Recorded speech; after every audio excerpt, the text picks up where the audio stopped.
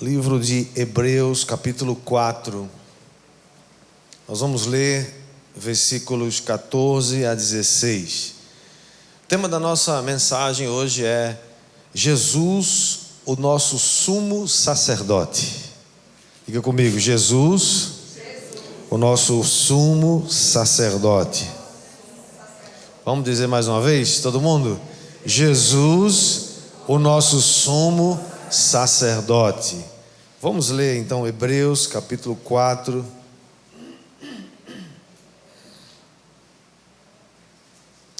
O verso 14 diz assim: Tendo, pois, a Jesus, o Filho de Deus, como grande sumo sacerdote, que penetrou os céus, conservemos firmes a nossa confissão, porque não temos sumo sacerdote que não possa compadecer-se das nossas fraquezas. Antes, foi ele tentado em todas as coisas, à nossa semelhança, mas sem pecado. Acheguemo-nos, portanto, confiadamente, junto ao trono da graça, a fim de recebermos misericórdia e acharmos graça para socorro em ocasião oportuna. Que o Senhor aplique essa palavra no nosso coração. Vamos orar, Pai. Pedimos que o Teu Espírito nos ensine, nos instrua, fale conosco, nos dê revelação na Tua palavra. Que as coisas profundas do Espírito sejam trazidas ao nosso coração nessa hora, Senhor. Enquanto o Senhor cerca esse lugar com Teus anjos, com a Tua presença, e o Senhor repreende agora toda a resistência espiritual, e que os nossos ouvidos estejam antenados, conectados com as ondas do Espírito. Pedimos em nome de Jesus. Amém? Todos dizem? Amém. Amém. Bom, querido, de ontem para hoje, começou um novo calendário judaico. Na verdade, hoje é o primeiro dia, que começou ontem. O dia judaico sempre começa na sexta-feira, aliás, no pôr do sol do dia anterior. Então hoje é o dia de um novo ano, primeiro dia de um novo ano no calendário judaico, e eles não seguiam pelo calendário gregoriano, que é o nosso. Para eles entraram hoje no ano 5.781. Nós estamos no ano 2020, eles estão bem na frente da gente, O ano novo judaico é marcado por uma festa, chamada Festa das Trombetas, que anunciam a chegada de um novo ano. Essa festa também é chamada de Rosh Hashanah, e ela marca também o início de um período de introspecção, de reflexão, onde os judeus em todo o mundo fazem esse tempo,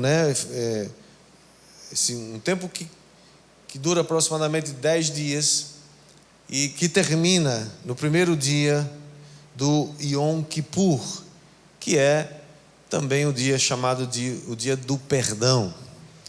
O Yom Kippur é o feriado mais sagrado do calendário judaico.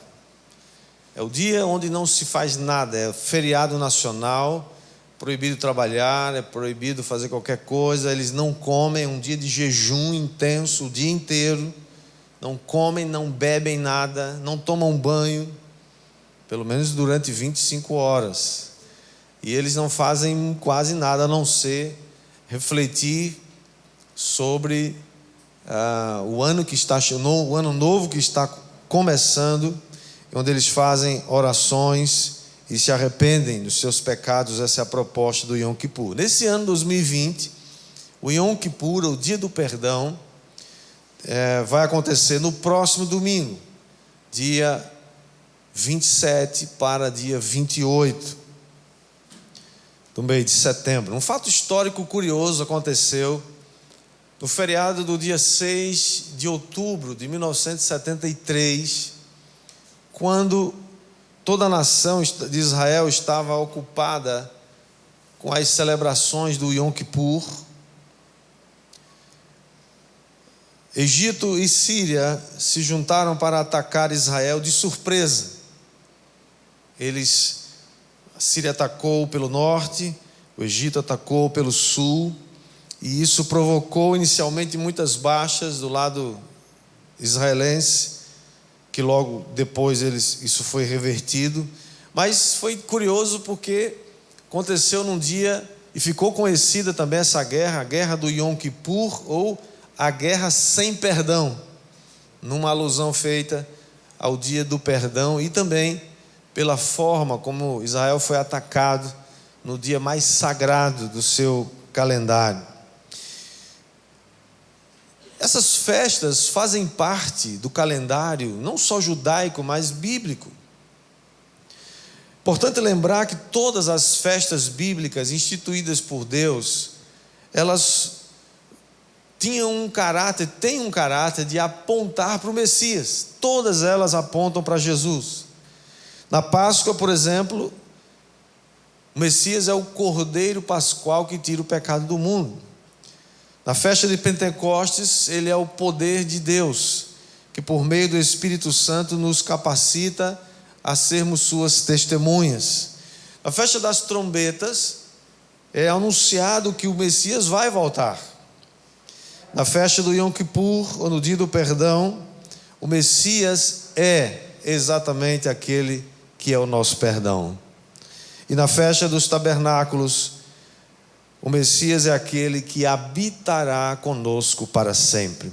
Portanto, todas as festas tinham esse caráter, embora para nós, na nossa cultura, as festas, de modo geral, assumam uma conotação negativa, porque elas sempre estão associadas à bebedeira, à confusão, à briga, e outras depravações. Na verdade, as festas bíblicas apontavam para o Messias Yeshua, Jesus Cristo. Além disso, as festas bíblicas tinham uma importância ou uma finalidade profética, porque ano a ano que elas se repetem, elas fazem até o dia que elas se cumprem. Por exemplo, o primeiro exemplo foi a Páscoa. O que aconteceu na Páscoa? Jesus morreu numa Páscoa. Jesus cumpriu a exigência do Cordeiro Pascual quando ele foi crucificado. Pentecostes também se cumpriu. 40 dias depois de Jesus 50 dias depois, aliás, da sua crucificação, com a descida do Espírito Santo, numa festa de Pentecostes, essa festa cumpriu também a sua missão, trazendo ou revelando o Espírito Santo a partir daquele dia, ali naquele cenáculo.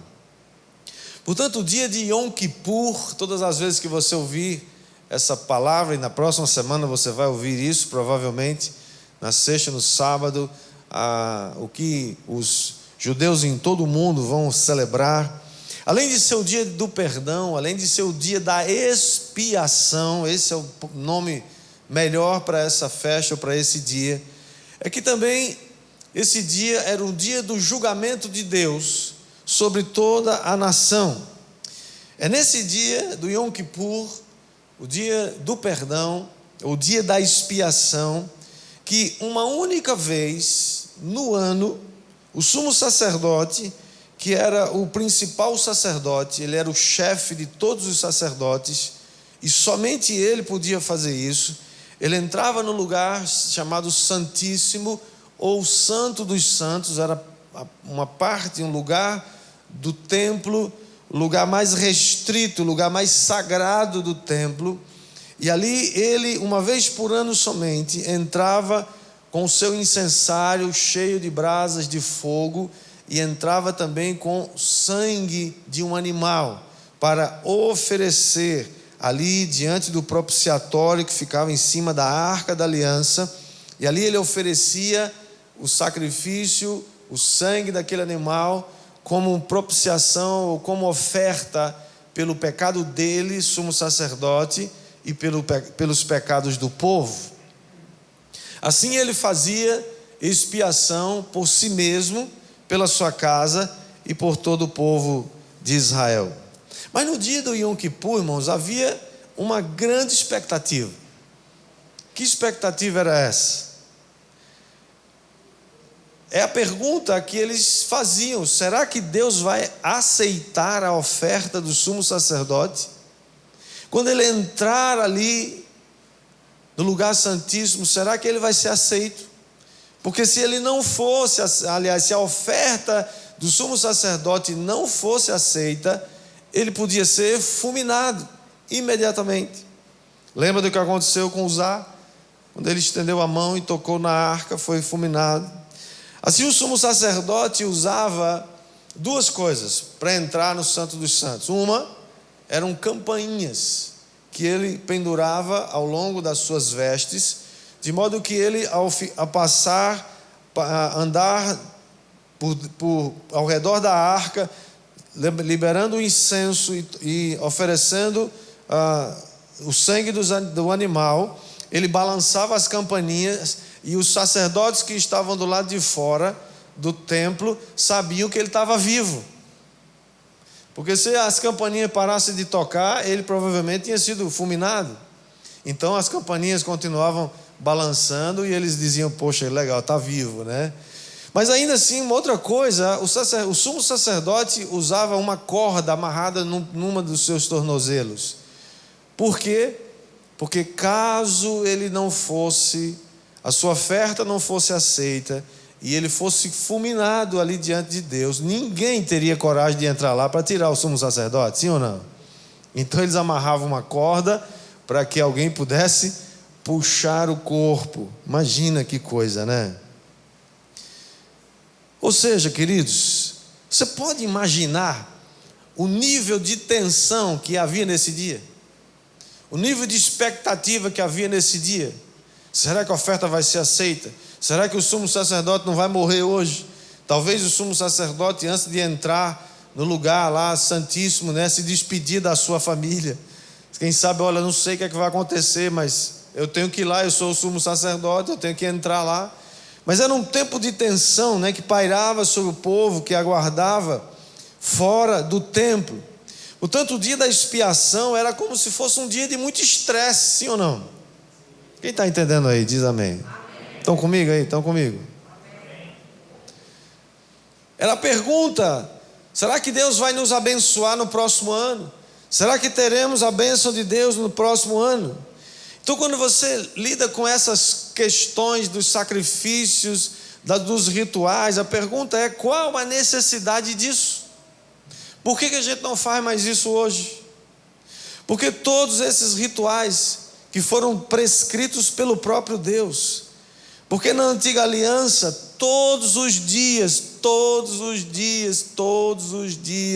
os sacerdotes tinham que oferecer sacrifícios de animais como oferta pelo pecado. Para que você possa compreender isso, é necessário entender o conceito de pecado. Sem entender o conceito de pecado, você não vai compreender o Antigo Testamento, e nem muito menos o Novo. Para que a gente possa compreender esses conceitos que estão associados aos rituais, sacrifício, perdão, expiação, santidade, nós precisamos entender o que é que Deus acha do pecado, o que que a Bíblia diz sobre o pecado. Quando João Batista afirmou sobre Jesus, quando ele olhou para Jesus e disse: eis aí o Cordeiro de Deus que tira o pecado do mundo. Quando ele falou isso, a sua audiência, aquelas pessoas que estavam ali ouvindo essa história, essa afirmação, eles sabiam exatamente o que João estava dizendo. Ou seja, ele estava dizendo: esse cordeiro aqui é o cordeiro que vai lidar com o pecado do mundo. Porque, irmãos, pecado é coisa séria. Muita gente brinca com o pecado. Muita gente não lida com o pecado com a seriedade que isso exige. O livro do Gênesis nos revela a origem do pecado.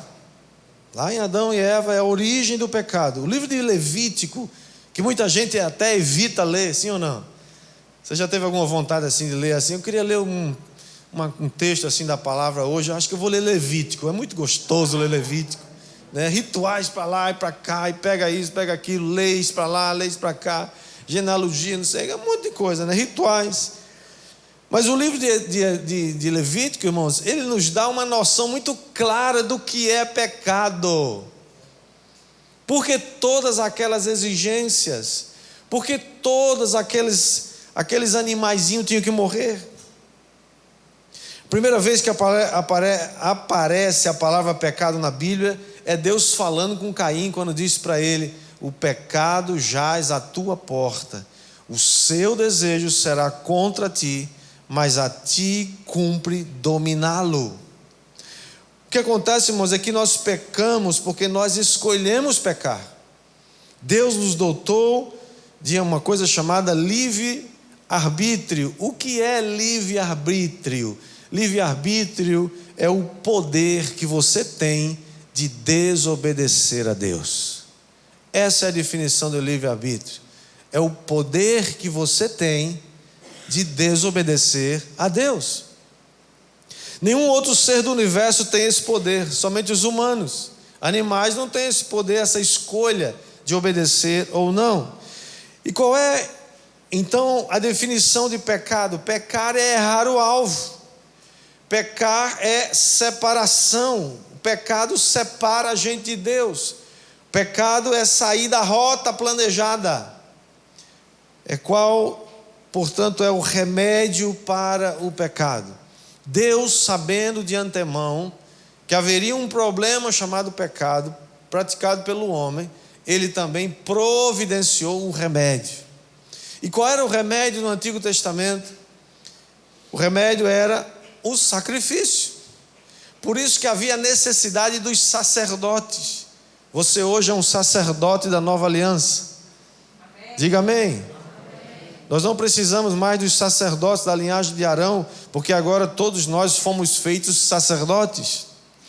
Mas o remédio chamado sacrifício é aquilo que nos reaproxima de Deus. Na antiga aliança, o sacrifício aceito era o de um animal sem defeito. Sacrifício, irmãos, a palavra sacrifício na língua hebraica significa aproximar-se, achegar-se.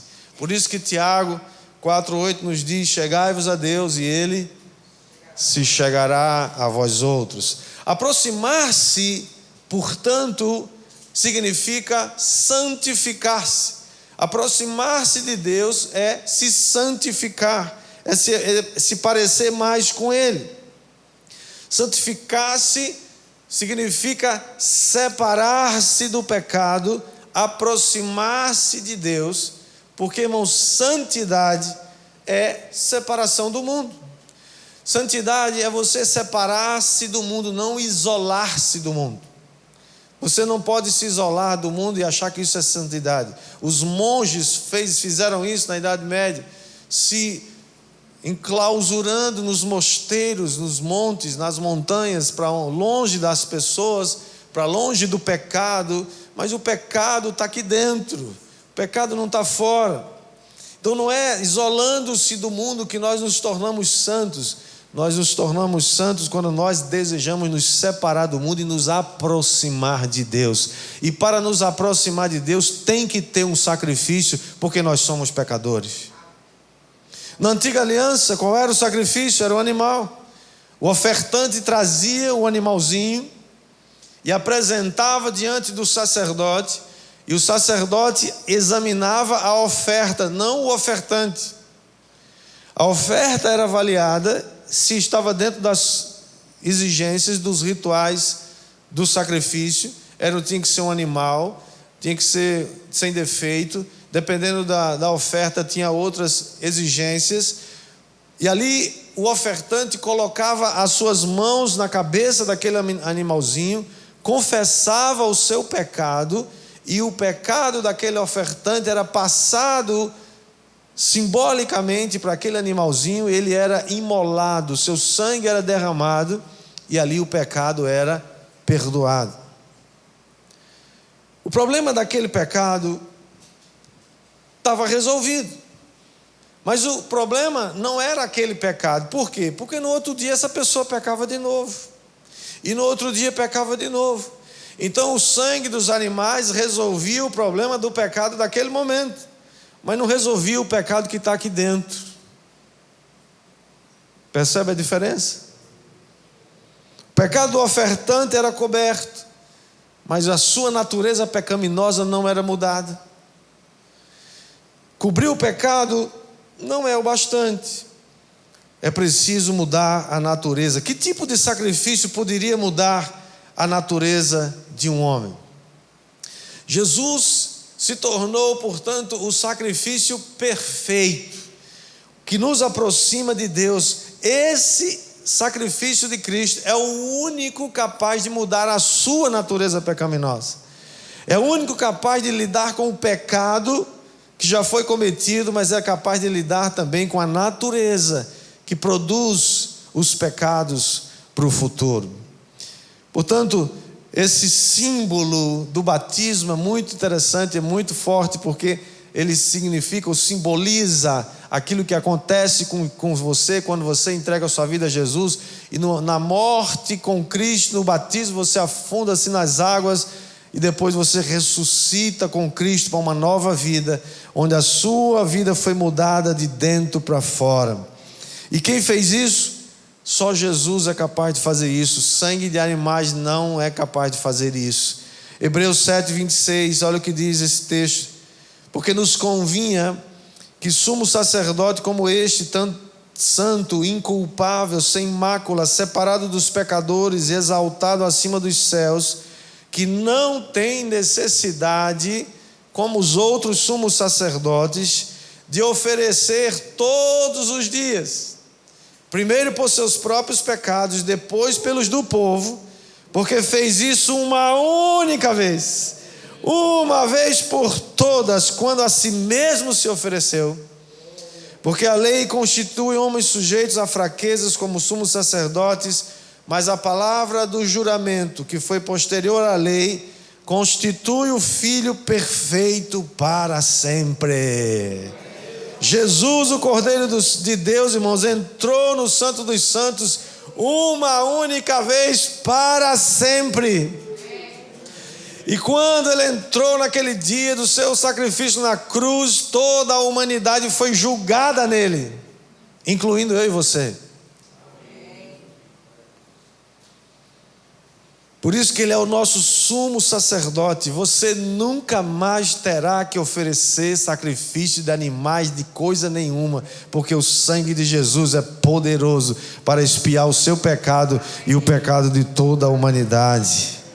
Nós não temos mais, irmãos, que ficar aguardando ansiosamente, estressado, roendo as unhas. Será que o sumo sacerdote vai escapar dessa? Será que o sacrifício vai ser aceito? Será que Deus vai ser propício a nós? Nós não precisamos mais ficar nessa ansiedade. Por quê? Porque Deus já aceitou o sacrifício de Cristo. Se você, eu me empolgava mais com isso. Porque isso faz a diferença entre você, entre o céu e o inferno, entre a vida e a morte. No dia do Yom Kippur, nós não ficamos mais ansiosos, esperando que o sumo sacerdote entre no lugar santíssimo para oferecer sacrifício e oferta por ele e pelo povo. Jesus já se ofereceu e a sua oferta foi aceita, e agora eu posso entrar nesse lugar com confiança. Eu fui julgado em Cristo e eu fui inocentado.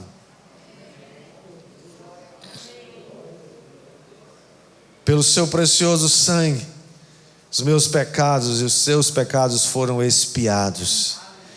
Por isso que Paulo escrevendo aos Romanos 8:1, ele diz: já nenhuma condenação há para os que estão em Cristo Jesus. Em nós foi gerada uma nova natureza. Em Cristo, eu e você, agora pela força do Espírito Santo, nós podemos não somente lidar com o pecado que já aconteceu, mas nós podemos suplantar o pecado e vencer a escravidão do pecado.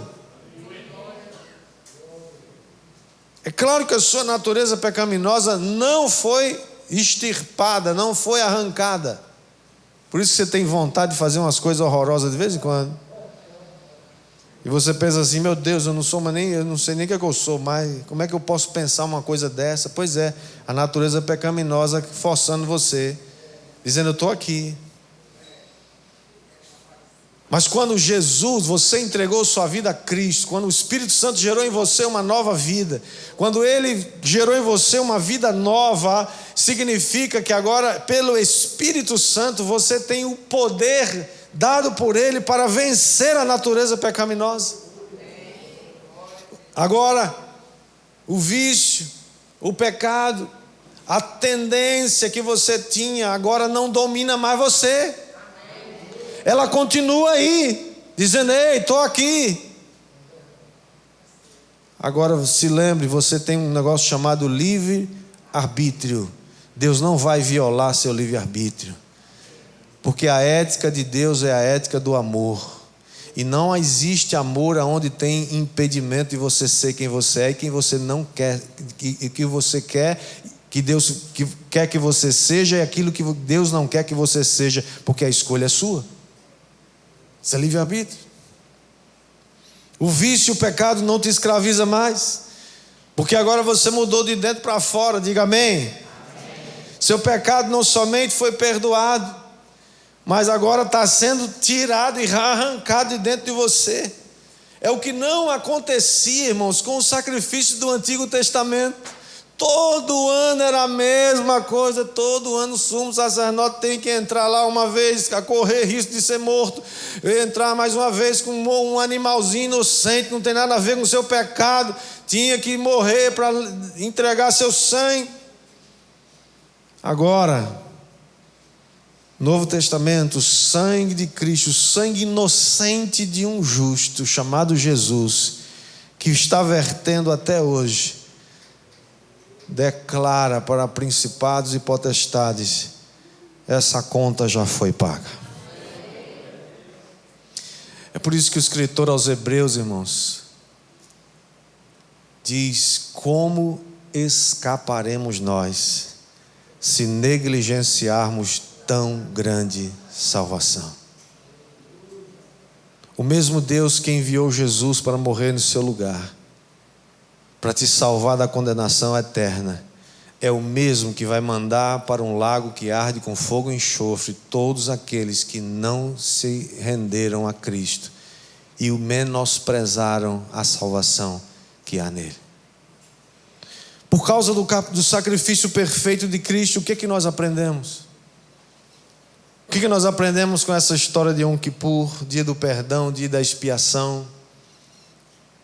O que aprendemos no livro dos Hebreus, a carta aos Hebreus, que fala do sacrifício perfeito do nosso sumo sacerdote Jesus? Eu queria deixar 3 coisas para você meditar. A primeira delas é que agora nós temos acesso a Deus por um novo e vivo caminho. Até o Calvário, ninguém podia entrar sequer no santuário. Só os sacerdotes podiam entrar no santuário, no lugar santo, e o sumo sacerdote só uma vez por ano no lugar santíssimo, ninguém mais. Quando Jesus morreu, no dia que Jesus expirou ali na cruz, dizendo: tudo está consumado, a Bíblia diz que o véu do santuário se rasgou de alto a baixo. Num rasgo profético que diz assim: a partir de hoje, não é só o sumo sacerdote que pode entrar aqui. A partir de hoje, Jesus entrou, rasgou o véu e disse: agora eu entrei, fui aceito por causa da minha oferta que foi aceita por Deus. Eu vou levar uma multidão comigo para entrar nesse lugar. Você está entrando com ele ou você está pensando assim: acho que eu não sei. Hebreus 10:19 diz: portanto, meus irmãos, tendo ousadia para entrar no santuário, pelo sangue de Jesus, pelo novo e vivo caminho que ele nos abriu por meio do véu, isto é, pela sua carne, E tendo um grande sacerdote sobre a casa de Deus, aproximemo-nos com um coração sincero, em plena certeza de fé, tendo o coração purificado de má consciência e o corpo lavado com água pura. Guardemos firme a confissão da esperança, sem vacilar, pois quem fez a promessa é fiel. A palavra usada aqui, irmãos, é ousadia, intrepidez, confiança. Não há mais espaço para tímidos. Não há mais espaço no reino de Deus para timidez, para ficar com medo, com receio, se achando indigno. Por quê? Porque você é indigno mesmo, eu sou. Mas Jesus foi na frente e disse: a minha dignidade vai abrir porta para você. É isso que se chama salvação, é isso que Jesus fez. E se você não entender esse conceito de pecado, expiação, redenção, salvação, você vai ficar achando ou pensando que entrar no reino dos céus ainda é fruto de uma vida que fez coisas boas, que fez boas obras, que tentou ser uma pessoa de bem. Todas essas coisas são boas e precisam acontecer. No entanto, nada disso vale para levar você para o céu.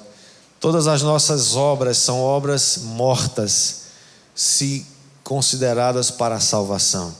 Nós fazemos obras boas e queremos sim fazer coisas boas porque nós já fomos salvos, não porque nós queremos ser salvos. Quem está entendendo aí, dá glória a Deus. Segunda coisa, por causa do sacrifício perfeito do nosso sumo sacerdote de uma vez por todas, saiba de uma coisa, que viver deliberadamente no pecado, depois de conhecer a verdade, é pisar no Filho de Deus e profanar o sangue da aliança. E muita gente hoje profanando o sangue da aliança e pisando no Filho de Deus. Se você ler Hebreus capítulo 6, você vai ver que ali está dizendo que é impossível resgatar essas pessoas que uma vez experimentaram a graça, o favor e o relacionamento com o Espírito Santo e depois pisaram no Filho de Deus. É impossível trazê-los de volta. Não brinca com isso.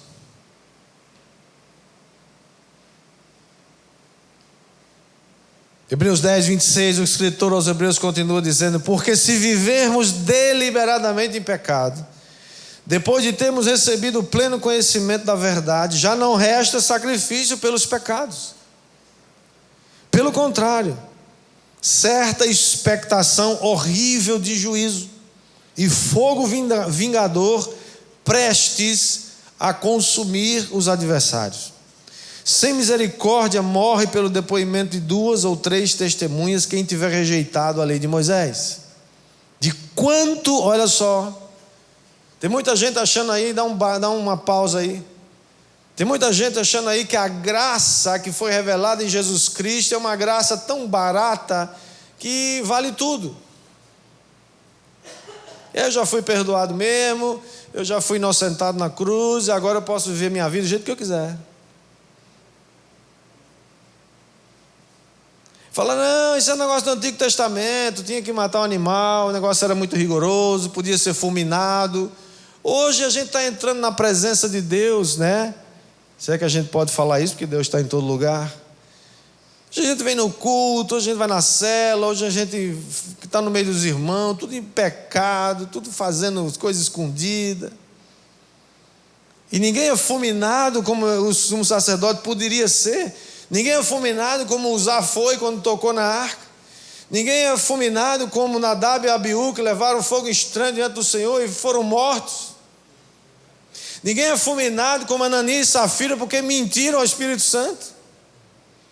Você não vê essas coisas acontecendo hoje, a gente fala, Deus entende, é normal. Depois eu peço perdão, vou fazer de novo. Olha o que os escritores hebreus estão falando para você aqui hoje. Escute isso.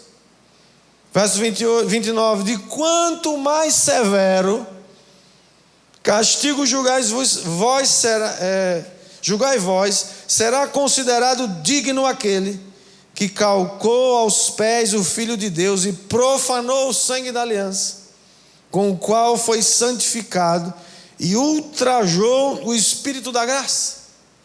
Está perguntando de quanto maior castigo. Verso 30, ora, nós conhecemos aquele que disse: a mim pertence a vingança, eu retribuirei. E outra vez o Senhor julgará o seu povo.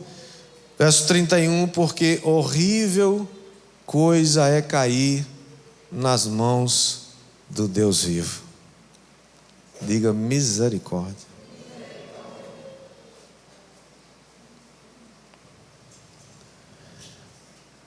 Concluindo, terceira coisa que a gente aprende aqui, eu gostaria de recomendar a você, leia o livro de Hebreus essa semana várias vezes. Esse é um livro fantástico, um dos livros mais extraordinários. A Bíblia toda é extraordinária, mas o livro de Hebreus enaltece Jesus e o coloca no seu devido lugar, entroniza Jesus e explica a sua obra. Juntamente com o livro de Romanos, é considerado as pérolas doutrinárias do Novo Testamento.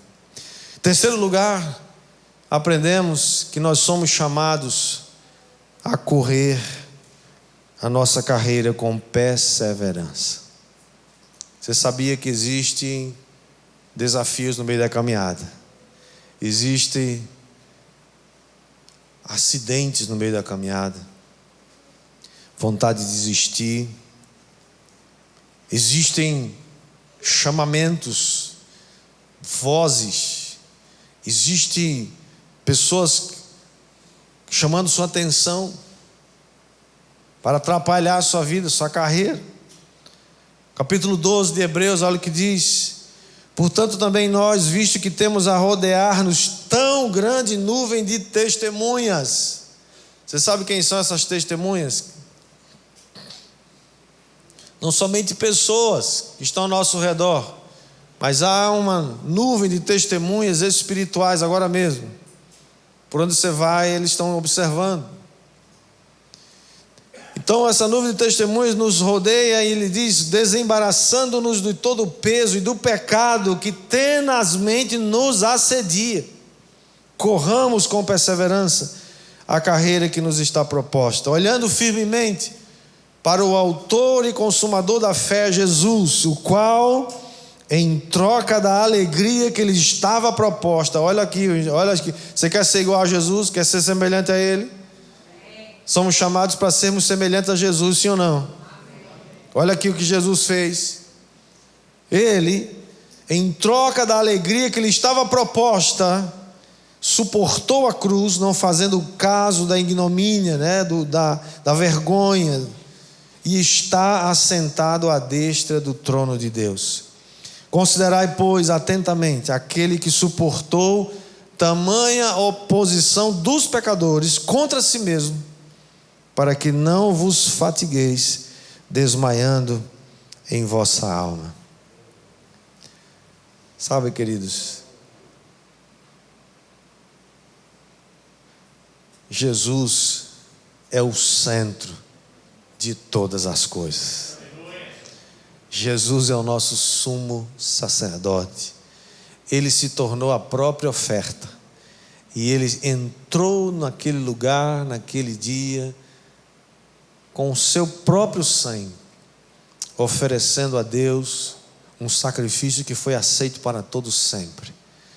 Você nunca mais vai precisar oferecer sangue de animais, mas eu e você nunca deixaremos, enquanto estivermos desse lado da eternidade, nunca deixaremos de necessitar nos arrepender dos nossos pecados e invocar o nome e o sangue e o poder daquele que pode perdoar seu pecado, e mais ainda, mais do que isso, ele pode mudar a sua natureza.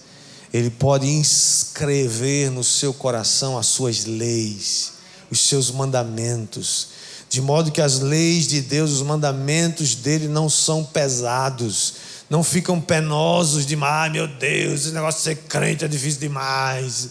Já viu gente falar isso? É difícil demais, pastor, não dá não, olha, eu não aguento não. Dou conta não, o negócio é difícil, não pode.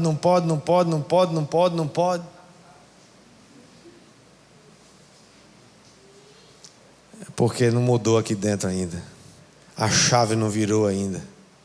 A natureza pecaminosa comanda a sua mente.